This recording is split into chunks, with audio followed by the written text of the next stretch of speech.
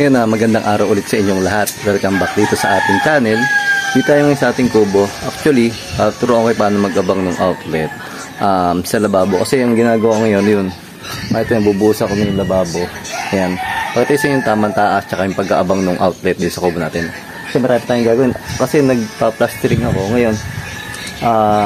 Nuna ko na muna yung sink. Yung paglalagyan yung kitchen sink tsaka yung mismong countertop natin. Ayan. Marami pang gagawin dito. Meron pa dito may nakabar pa yan. Ayan. Kaya marami pang gawain dito sa ating kubo guys. Ayan. Pakita ko muna yung pagkaabang ng outlet. Ito yung mali ko dito. Maglagi outlet kasi nakapag-plaster ako dito kasi nung una kasi wala pang propose dito yung banyo. Yung lababo dito mapapalagay. Ngayon, dito na sa side na to para nasa corner. Kasi ito is meron tong bar or countertop dito. Ayan.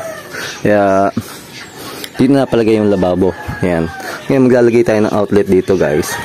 Ang taas niya mula dito, ginagawa ko mula dito sa ibabaw ng countertop. Ayan, 12 inches guys. Yun. Or 30 cm. Kasi kaya hindi ko ginagawa minsan mas mataas o mga 60 cm. Mapapansin nyo ibang outlet mas mataas dun sa kasi meron tayong granite dito. Ayan.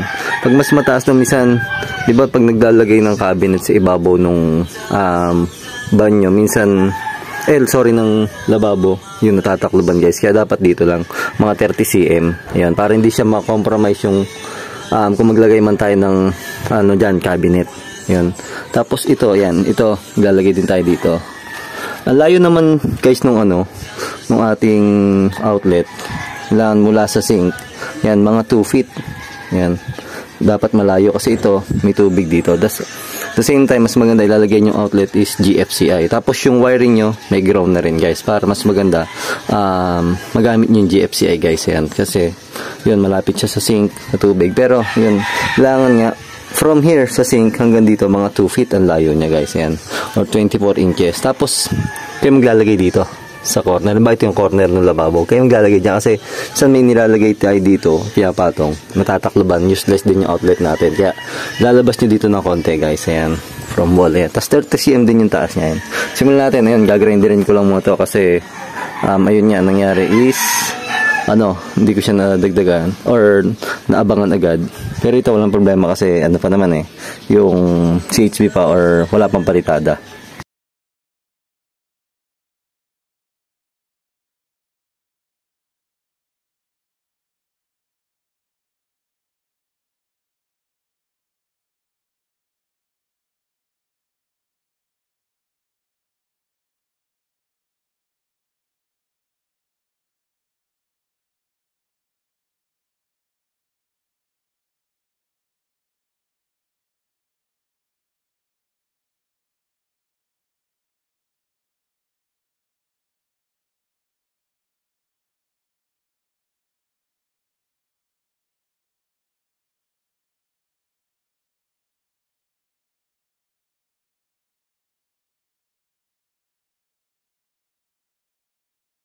Yun yung sinasabi ko sa inyo.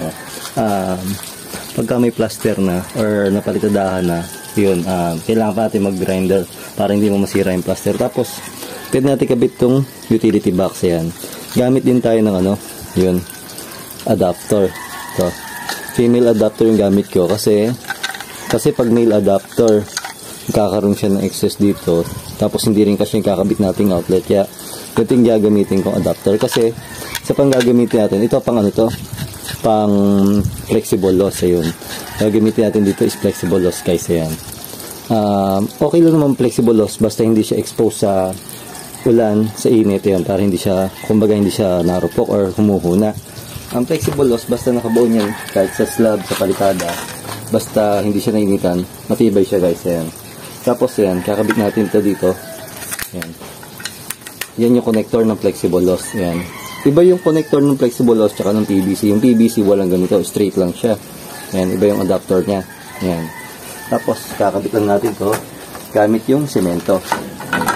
So, ayan. Purong semento lang yung gamit ko. Pagkakabit ng utility box. Lalagyan mo natin ito dito. Ayan.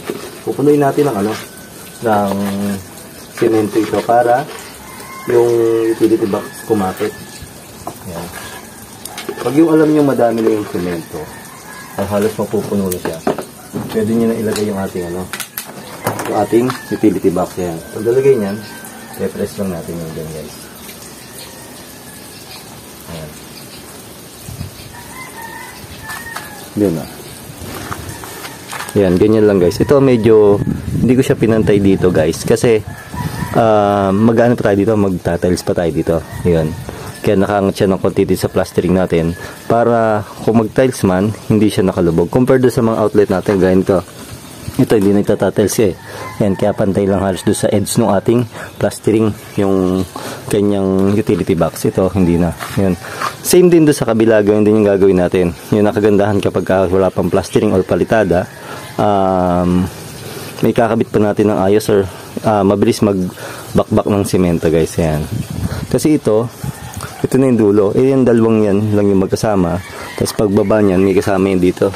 Yung outlet, isit ko lang itong listayan. Ayan. Outlet para sa ref. Ayan. Ito kasi magkakasama yung tatlong lang yan. Kasi most common na gagamit dito sa lababo is induction, rice cooker, microwave oven. Ayan. Kaya yun yung kumbaga mataas yung wattage niya. Yan tatlo lang yung magkakasama. Tsaka itong ang ref na yan. Kumbaga sa isang circuit breaker yan. Lagyan natin ito ng flexible loss. Dito, sasamahan ko na ito ng PVC ng wire. Ayan, tatlong wire. Line 1, line 2, tsaka ground. Kasi dito sa amin is line to line yung connection. Kumbaga, isang line 1, isang line 2. Compared to sa iba, diba, line to neutral, isang 220 volts tsaka 0 volt. Dito is parehas 110 guys, dito sa amin, sa Laguna. Ayan. Ito, baka may magtatanong kung ano yung gagamitin ko na wire, kung anong size. THHN na number 12, hindi po TW. Yun. Number 12, it means 3.5 mm guys yung gagamitin natin na wire. Yan. Tapos kasi ito, circuit breaker na gagamitin ko dyan is 20 amps lang. Ayan. Isang black, isang white, tsaka green. Ito yung ground natin. Yan. Line 1, tsaka line 2. Kumbaga, ito yung live natin. Kung sa line to neutral, ito yung live natin, ito yung neutral natin, tapos ito yung ground natin guys. Importante po na may ground, lalo na sa ganito. Kung mapapansin nyo yung ating mga induction, may ground yun guys. Kailangan naka-ground yun. Yung ref natin, naka-ground din dapat. Yan. Kaya gagamit tayo ng ground. Most common na gagamit na kulay sa ating ground is kulay green guys. Yan.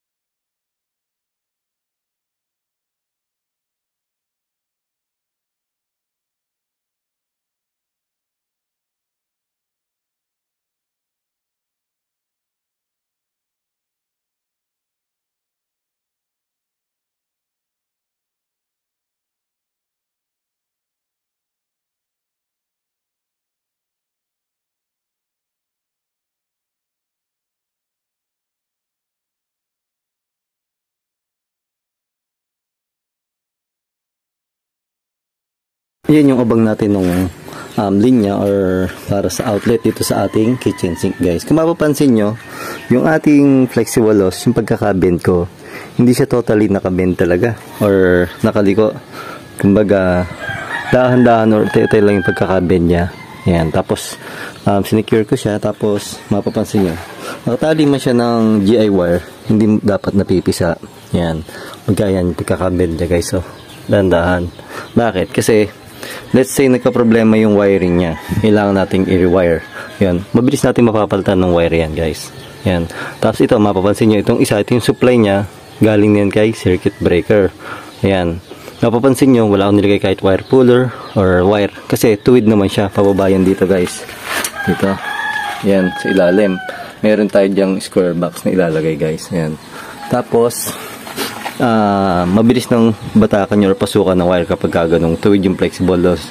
Let's say sabihin natin mga 3 to 4 meters or 5 meters, kaya pa yun guys, basta tuwid yung flexible loss. Ito nga, kahit naka-bend yan, kayang papasukan yun basta naka-fix ng ayos yung flexible loss guys eh. Yan. Tapos mapansin nyo, dito ko siya sa side idinaan sa tabi kasi kailangan malayo siya dito. Yun. Kasi huwag kayong magpapadaan ng electrical sa mga nababasa. Let's say sabihin natin sa flooring ng CR, dito malapit sa banyo, sa kitchen sink or sa lababo, huwag kayong magpapadaan guys. At the same time, mas magandang gamitin natin sa ganyan is GFCI para safe tayo guys, or hindi tayo prone sa ground guys. Ayan. Kasi si GFCI, once na ma-detect niya yung ating merong fault or may ground fault, ititrip niya yung or ikakat niya yung current guys. Ayan. Ganun din naman kay MCB guys, pagka merong fault, kasi hindi lahat ng circuit breaker na-detect yun eh. May oras na madidetect niya yung fault ng ground, magtitrip siya, pero mas malamang may times na hindi niya ma-detect guys. Ayan. Kaya GFCI yung gagamitin natin. Ayan. Bali yun lang yung pag-aabang natin ng outlet dito sa ating kitchen sink guys. Ayun, sana nagkaroon kayo ng idea dito sa bago nating video kung paano mag-abang ng convenience outlet sa sink. Kasi, ibang ko nagawa ng bubusan ko na rin. May halo na ako ng semento guys eh. Ayan. Pwede ko na siyang buusan. Ayan. Yun, at maraming salamat po muli sa inyong lahat sa walang sawang pagsuporta. Stay safe guys and God bless po.